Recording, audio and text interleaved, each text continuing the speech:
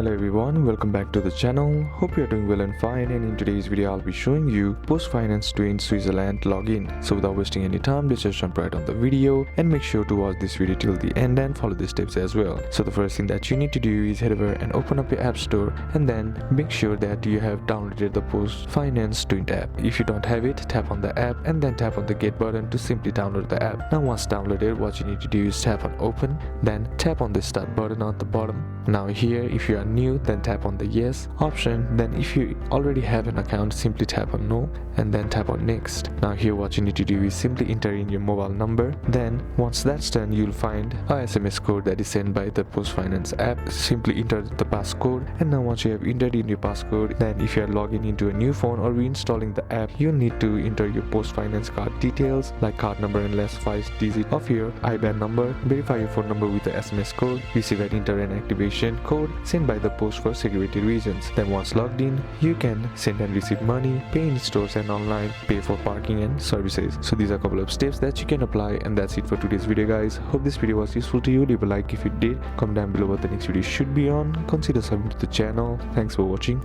bye bye.